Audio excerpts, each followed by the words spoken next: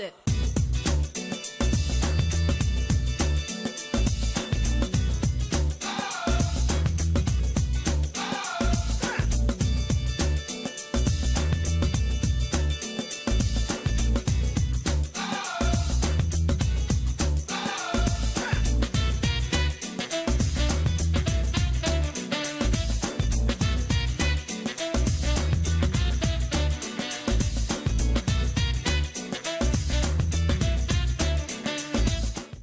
Hello out there, and thanks for joining us on Political Platform.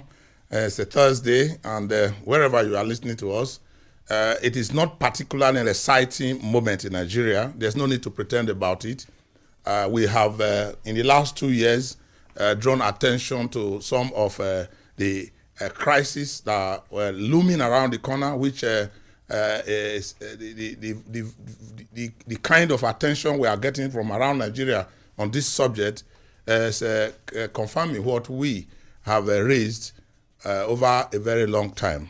Now, I wouldn't understand why those who are in government will not see what those of us who are not in government can see very many, for a very long time before it begins to occur. But the beautiful thing about it is that the crisis has not happened. The one we are seeing that is coming. You see an arrow coming into your eyes, you can quickly remove your head from that area and watch the arrow fly past. When former governor of Osun State, Olagunsoye Yola, yesterday climbed the rostrum to say everything is headed towards a disaster, and that the inequality and the injustices in the land is getting everybody upbeat and restless, and said they're seeing capacity in governance, you would have imagined that he's just talking on Political Platform and re-echoing what we have said long ago. But he's the chairman of NIPSI, the National Identity Management Commission, which is an agency of the federal government. By implication, he's a member of the APC. And if you go back in history in time, you'll see how himself participated in the affairs of Nigeria. And they all ganged up in the most formidable opposition that came against the PDP, and the liberals, the conservatives, and the progressives, even without any meeting, decided to come together under APC. And we said that at that time that it is good for Nigeria because it is good to have opposition. But unfortunately, what was particularly good about it was not harvested. So they got into government and there were no plans on ground. Nothing concrete was on ground. There were no indicators that showed that this group of politicians that were set to take power were serious. And it became obvious that by the time the APC government took over power, Nigeria was just transiting from another crisis point to another one, from one crisis point to another one. And we must say it the way it is. There's no need pretending about it, that the current level of political leadership we have in Nigeria does not have the capacity to lead Nigeria the way we want it. Now take a look at the killings that is going on in Nigeria. Nigeria has become a killing field. And because you are not touched directly, you don't feel it. You are on the road, you are scared. You are in your field, in the farm, you are scared. You are sleeping at home, you are scared. In most parts of Nigeria, or in very many parts of Nigeria, if you say I'm using most and it's exaggeration, in many parts of Nigeria, this is what is happening. And we have a government that is just reactive. Something happened, the president will say, I will quickly review the architecture of the security. Was that not what they were elected to do? And the other time they come up and say, we are quickly looking for a solution to it. The finance minister told us yesterday, no, we are not paying subsidy. It is NNPC that is making a loss in its dealings with petroleum products. NNPC, that all of us know, is the most corrupt institution in Nigeria. And that corruption in Nigeria can be defined by the term NNPC. That is the organ that is pretending over all we have to do with petroleum products, and we have the history to talk about this. We have called, my colleague Amechi Anakwe has said, the NNPC towers in Abuja is the towers of corruption, and they can't even deny it, because everybody will have the facts on our fingertips. Now, the problem with Nigeria, as epitomized by the event that is happening by what the new movement, the coalition, talked about yesterday, and the horrid path to restructuring which APC as a party just suddenly woke up, they are talking about, there are indications that something is definitely wrong with us, and we really need to come around and take a look at it. Dr. Amechi Anakwe, welcome to the program. Those who were in the coalition yesterday are not different from those in APC, are different from those in PDP. The question is, are these people not just fighting because the power is not in their hands? You have defined it. They've been in government. There is nothing extraordinary that they did while in government. It's in the character of politicians. If you're part of the sharing formula, you keep quiet. If you're on the table eating, you keep quiet, because you don't speak and talk when you're eating. It's bad table manners. Once you're out of it, you have all the leeway to begin to talk. Of course, it is an indication that there are some people who are not happy with the present sharing of things, access to resources of the nation, and they want to provide alternative platform. And it ties back to what we said about former President Olusegun Obasanjo, who is the man, the brain behind it all. He has lost influence in PDP. He has also lost influence in APC, and he will not live without having influence on who becomes the president or the governance structure of this country. That's why he suddenly started talking about a coalition he hopes to wrestle power from, so that he can become more relevant again. And would they say, if they succeed or if they don't succeed, it is the same set of people, it's still the same set of politicians that will, of course, be at the center. For you to know how unserious they are, all of them, all put together, including the former president, who himself was there in the saddle for 8 years and didn't do anything by the structure of Nigeria. For you to know how unserious they are, nobody talked about the fundamentals about this structure of Nigeria. Olagusu Oyinlola is the chairman of the board of NITSI, an organization that's supposed to talk about our identity. We don't have any identity, which is part of the problems we have. No, we are looking at a gang of politicians that wrestled, taking leadership, and all they do is just look at Nigeria in the face and how to benefit from it. The larger population appear helpless and hopeless. The first point for him would have been to resign from the chairmanship of NIMSI. You can't be a part of a government you're criticizing. You shed that foreskin. Maybe I've been with them before, but I've turned a new leaf. I'm born again and do it different. I'm talking about the security situation in the country. I just did a content analysis of the reports about killings in Nigeria, across Nigeria, in just one newspaper, one national Daily Trust. And I identified 4 different reports detailing about killings. If it's not security men killing militia, is this ethnic group killing that, or the herdsmen killing the other? Or security men are being killed themselves. Or security men being killed themselves. And if you check elsewhere, you also see allegations of security men extrajudicially killing people, the civilians, killing people they suspect to be robbers or whatever, or ritualists if they catch them. Everybody is we're on a killing spree. And it's not restrictive. We are just on a killing spree. To take a life in Nigeria is as easy as ABC and nothing. It's not that killings don't go on elsewhere. But what happens after the killing? Every other thing stands still till they address the root causes and identify the culprits and deal with them. In Nigeria, is a different ballgame, and it appears those in authority view this as normal. But where are we headed to? That's why we must continue to shout on top of our voices that when this security summit that they're planning, being organized by the Senate in conjunction with the executive, we need radical measures to pull Nigeria back from the precipice. Ijoma Osamo is here. Ijoma, you were all out yesterday to take a look at it. You have to join the event at the Yaradua Center yesterday with the coalition that is coming up with the APC. Saying that look, they want to do a restructuring in the evening of their first the 4 years that the mandate that they have, in the evening of the mandate that they have. I wouldn't know how you see who were those at that program yesterday, because somebody said Olagusu Oyinlola is just the other side of the coin with Obasanjo. They are one and the same.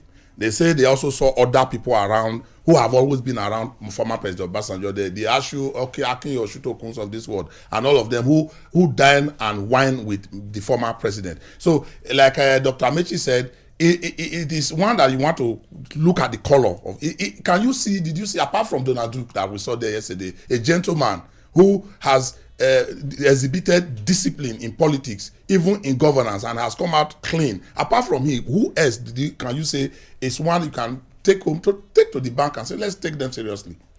Okiria, I think the people we saw there yesterday, they were men and women that have been in power. Maybe some of them they are not happy about what they are seeing now. That's why they are opting for an alternative. They are not on the sharing table. No. We also saw very strange faces. Very strange Nigerian Will you say strange faces. or new faces? Let me call them new faces. I cannot call them new faces because they are in Nigeria. Okay. But they don't just come out to do politics. This time, they want to be a part of that coalition. And for now, the coalition is saying they are not a political party. But I don't know where they are driving to. But from everything they said yesterday, it is clear that they want to support somebody other than the President Muhammadu Buhari. Or anybody brought by the PDP. Yeah, yes, that's what I see there. But someone told us, whispered to us, that this is not just all you are seeing. There are a lot of persons who did not attend this meeting. Some of them are in the National Assembly. So most of them are from APC. It's this particular APC that is in power. Yes, they are from there, but they are just waiting to see what will happen. By the time what they they gave to the present administration is not working, they will just take quietly and move into anybody the coalition is supporting. Because if you say they are coming out as a political party, when will they come out? When will the party be registered? When will they prepare? No, you don't ask that. We have how many of them? We have 68. No, we can pick up one of the parties. Yeah. They will dust up one of the parties and put a the movement is a rallying point towards one candidate who emerged for 2019. They will definitely get a political party. But Okira, you asked question about the APC coming out to support restructuring now. They told us that it was part of their mandates during election, and it was number one on their manifesto. Yes, number one. And that's why they are embracing it. But the reason why they are coming out now, it's not strange to you because you've been into politics, you've been a correspondent, and you even had the correspondent unit of political desk. This is what they do. It's just a tactics. This is one of the things they kept for Nigerians. They will unveil another one. Watch it in the next 2 weeks. Well, I will still say let's give them a chance. I've detailed on previous editions of this program how even the PDP deceived Nigerians with a national conference and all that. But if you talk of restructuring, we should be the main topic and agenda of anybody who means well for Nigeria. I want to give you a benefit of the doubt. If they say, even at late minute, we'll wait and see, but we'll keep reminding them that this should not be a deceit, but we must encourage them. If we say it's restructuring, we must provide that encouragement, that platform for them to quickly work towards it. Okay, I have my own side against what they have done. Ask them, they went to state by state to conduct town hall meetings. Yeah, they said about how many thousands of people did they say? Who were the people there? I tell you, if I am not wrong, they were mostly APC members. But it doesn't really matter. Their recommendations are very wonderful recommendations. It doesn't really matter if you just they have to go across board. Even if they have consulted with the devil and we saw the outcome, it's good. Let's roll on with it. Let's go. We'll come back because this is the subject we are taking a look at today. We'll come back, but let's harvest from you your thoughts, your opinion, and then your suggestions on some of the sundry developments in the country. Political platform at yahoo.com. That's the route to reach us. Let's see who is talking to us this morning. Thank you, Ohiria. Welcome to the mail segment. I am Chidima Eni. And I am Aladi Doko. Welcome.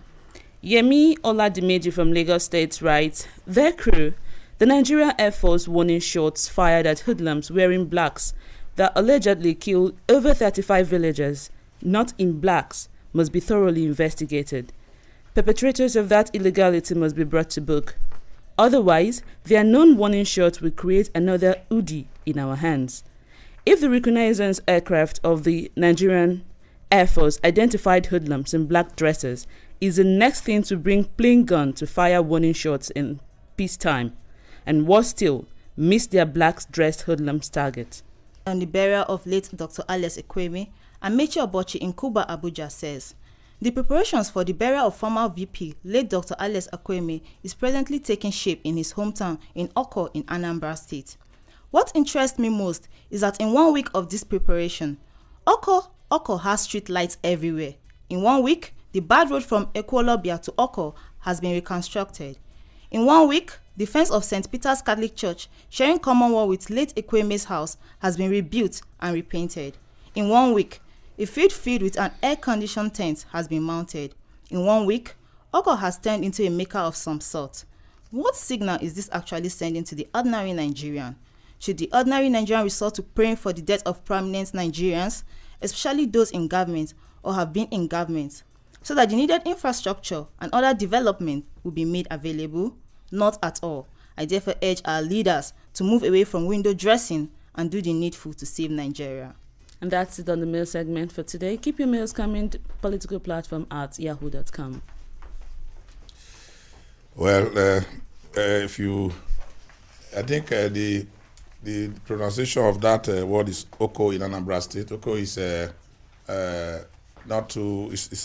it's a polytechnic town. That polytechnic was actually also initiated by the former vice president, who is being buried tomorrow.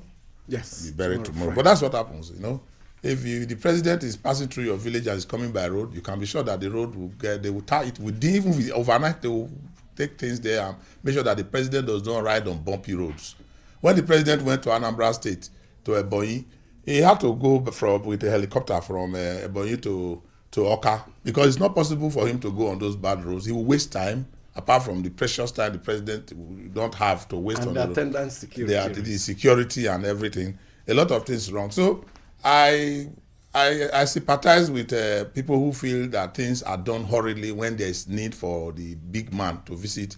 But that is exactly what happened. That is the picture that we have. That tells you that Nigeria works only for the elites. It works for the elites and those who are. It does not work for the common people, and they are not taking. Are you only talking about what? Are you just talking about the turnaround of that Oko community, or the fact that the former vice president was ill, he slumped, we heard, and when he slumped, they hurriedly, quickly, ferried him, just as we also ferried our president to the United Kingdom to go and take treatment. And in the last stretch of it, he was out for over 100 days. We also took our former vice president out of Nigeria. We were talking about the Lassa fever. That has killed nearly about 100. The only center in Nigeria is located at the specialist hospital in Irua. That is the only center that is powered, equipped to take care of treatment and research, to diagnosis, and then the vaccines are supposed to be stored there for distribution to everywhere. But they're not available yet. But I can tell you authoritatively that the last time that you can find a place, you could just go to Irua, if the road permits you to travel to. There's no airport. The nearest airport is in Benin, so you have to fly to Benin. And if you are not trapped in Iroekme at the bad road junction in that place, you definitely find it difficult. You will definitely pass through the bad road. You pass through the bad. Wait, let me just conclude it. The last time that center worked, it was the handiwork of a representative in the House of in the National Assembly here from that particular location. Ikariali. Ikariali was a representative here. He funded single-handedly. Every month he gave money to that center to operate, close to 250,000 naira to be sure the place is clean. From his pocket. Buy reagents and all those things to keep that only center alive. The only center that is close to us is in South Africa. So they were ferrying samples to South Africa before that time to do analysis. Before you come back, the person is dead. Now that center that is in Irua is not working as we are talking now. We do not really take things seriously. Well, if you ask the Minister of Health, he will tell you that just a few days ago, he made an announcement that all federal teaching hospitals, university teaching hospitals, will get 300 million special intervention fund. Federal medical centers and other, I think 120 million. If you ask him, he will tell you at least we have suddenly recognized that things are bad and look at what we're doing. But talking about Nigeria working for the big men, those living around Dusapo area in Abuja, that's where you have the Cedar Crest Hospital, yes, where they took the son of the president to for surgery when he had that bike accident. For the few weeks he was there, there was a turnaround. Yes. They filled the potholes leading quickly to the because the president was coming to see the son in the hospital. They dispatched all the street traders. Yes. And policemen and security men will be mobilized to that. And you had police patrol vehicle, federal road safety patrol vehicle, move their operations there. VIO patrol vehicle, Army. Name them. The residents there were sleeping with both eyes closed. And they said they never felt Nigeria, Abuja, to be this good. And what happened after the young man was discharged? That's all. Back to status quo. Okiria, if you look at, let's start from. It's a very serious matter, but we have to. Okiria, this is. Let's go to the budget. What did they budget for research institutions in Nigeria? No, the villa has 4.9 billion. What did they budget for that? I was asking Amechi, what is this? Where is this hole they are filling? No, they'll tell you it's a security matter. I don't talk about it. Now let me take you back to the coalition of yesterday. I will give you some quotes from that yesterday as by Olagusoye Oyinlola, so that we get exactly what they are talking about. And I quote him: "There cannot be peace where there is no justice and no equity." You will agree with me that there cannot be peace where there's no also justice. The tension and security challenges this nation faces today are direct products of social and economic justice. Every sensible person, I like that word, every sensible person. So if you don't understand Oyinlola, it means you are not sensible. That is actually the way to put it, ABC. Every sensible person must know that there's trouble ahead unless something urgent is done. And I want to say that almost every Nigerian know that everything is wrong. So we are all sensible. In the absence of credible social and programs, the vulnerable and young ones have resorted to desperate actions such as getting sold into slavery in Europe in this 21st century. Terrible. Failure of leadership has robbed our country of greatness. You would understand why some of us have decided to make this effort and are waking up the vast majority of our people to, for once, take their destinies in their hands as demanded by the Constitution. That is the cross. That is the summary of the event yesterday. Nigerians, as the launch of the coalition, which Obasanjo talked about. Proposed. They came together. You have PDP members, you have APC members, you have Nigerians like Ijoma said, who have before now be quiet, and they are saying, look, we cannot watch this ship just get drowned and we have to rescue it. We are going with high speed on the wrong road. We have to match our brake and then turn back or go to the next lane. But it is summary that really excites me, in spite of my own criticism that they are peopled by the same old politicians. I am glad that somehow we are beginning to talk. If you juxtapose it with what the APC is doing, which also gladdens my heart, even if it is coming late, like Amechi said, anybody, even if you have to consult with anybody, including the devil, to arrive at the conclusion that we need to really restructure Nigeria and make it work, then we should be glad about it.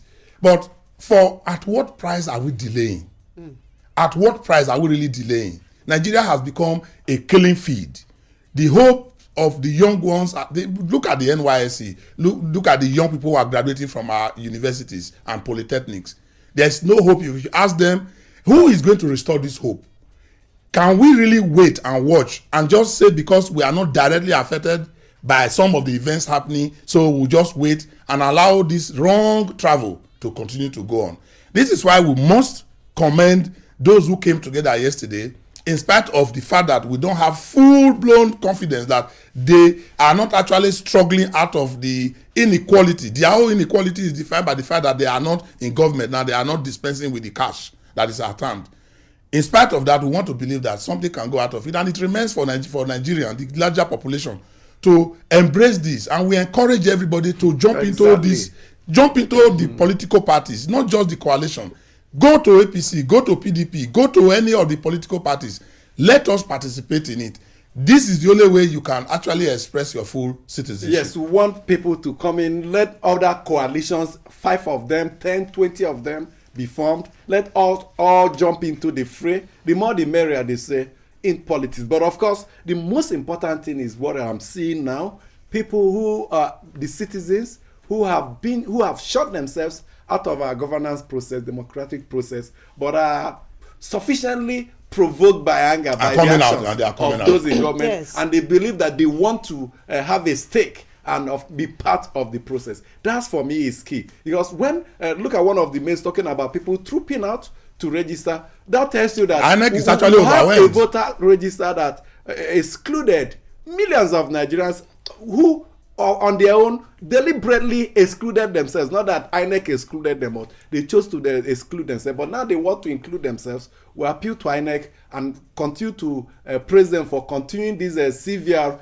and let's get it there. The good thing is that at the end of the day, we've been having 30% voter turnout in the last election about 4 or 5 years ago. If we can drive it up to 60%, even 50%, it will stop rigging, it will discourage rigging, it will stop the enthronement of leaders who are unpopular, who majority of people don't like. But where most people come out, then the best will be chosen. But, okay, all right, yeah. No, we just have to go now because our time is up. As if you can make it 2 seconds. No, I just want to let people know that the kind of leaders we have today, they do not have mirror in front of them. So we are their mirrors. Their mirror is just looking at themselves. They don't have. they don't believe in impartation. All right, that's what we are trying to change. That's what everybody, the Yola coalition, those who are joining a PDP, APC, those who have been sitting on the sideline before, and God bless those who are marking their time, spending hours at the polling registration centers to put down their names on the. I got a text from a friend yesterday, and it's getting to a desperate level where wives are asked not to give their husband food if he doesn't have a voter card, and I think Nigerians are getting the message. But let's do it again tomorrow. Let's keep the hope alive. Everything work out for Nigeria the way we are going. I'm getting more optimistic that things will work out, and we must cooperate with whatever little the government is doing to change the system. Let us encourage APC. Let us encourage everybody to come out peacefully to change the system. Okiri Agbosuremi here.